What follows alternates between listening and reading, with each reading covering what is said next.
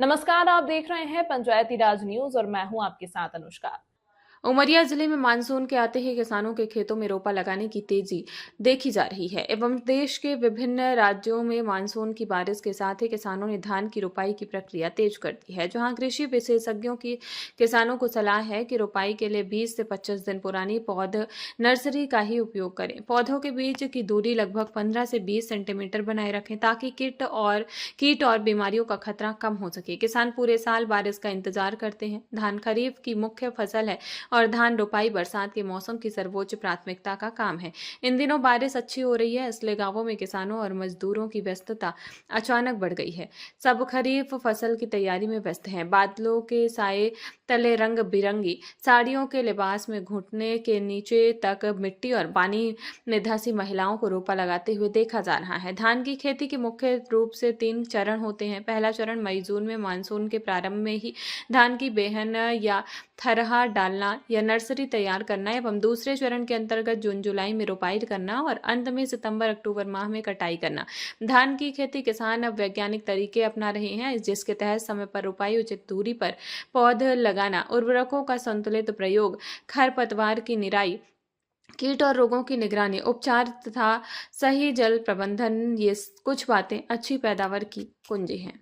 किसान हूँ ग्राम मुड़गुड़ी से।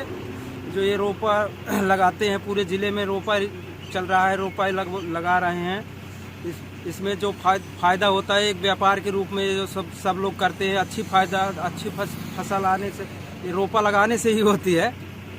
रोपा लगाने में 10 से 25-30 कल्ले निकलते हैं, उससे ज़्यादा फ़ायदा होता है किसान को। रोपा से ही तैयार होती हैं, बाली निकलती हैं, 25 कल्ले 30 कल्ले फोड़ती है, और बिगर रोपा के तो हो नहीं सकता, 2-4 कल्ले में रुक जाता है वो। मैं कुलदीप शर्मा, सहायक संचालक कृषि, जिला उमरिया।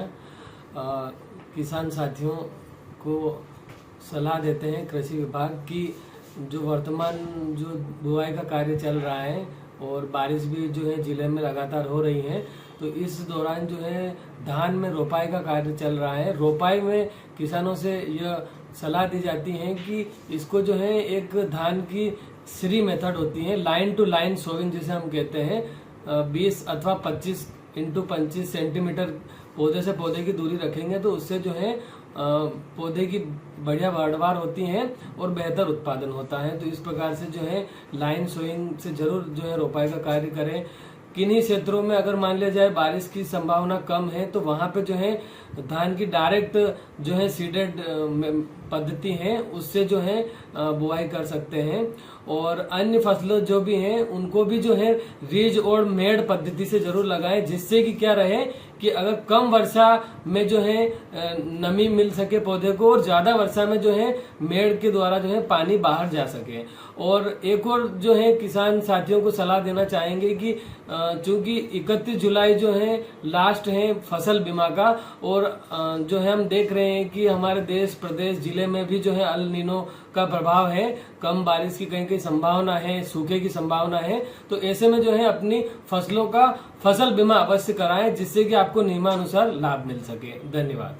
शत्रुघ्न तिवारी, ASPO प्रभारी, मिट्टी परीक्षण प्रयोगशाला उमरिया।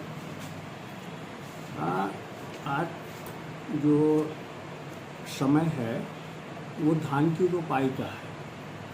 किसान धान की रोपाई समय पर करें, मिट्टी का जांच अवश्य रूप से कराएं। जो पोषक तत्व मिट्टी में उपलब्ध हैं उनको उपयोग करते हुए साथ में रासायनिक उर्वरक एवं जैविक खाद का प्रयोग जरूरी है, जिससे कि किसान अच्छा उत्पादन उनको मिल सके। धान की विभिन्न प्रजातियां हैं, जिसमें लोग संकर धान भी बोते हैं। इनकी उपज अधिक होती है, और संकर धान के लिए जो रासायनिक उर्वरक और कंपोस्ट या जैविक खाद की मात्रा है मिलाकर बोएं, इससे धान का उत्पादन अच्छा मिलेगा। हमारे यहाँ कृषि कार्य बड़ी तेज़ी से चल रहा है। रोपाई का काम, धान के रोपे का काम सबसे तेज, खाद बीज सब समय पर उपलब्ध हो गया है। इसके बावजूद भी हमारी भारत अपने जिले के किसान भाइयों से आग्रह है कि कार्यक्रम को द्रुत गति देते हुए और फसल में अच्छा उत्पादन लाने की दिशा में एक भरसक प्रयास आगे निरंतर जारी रहे।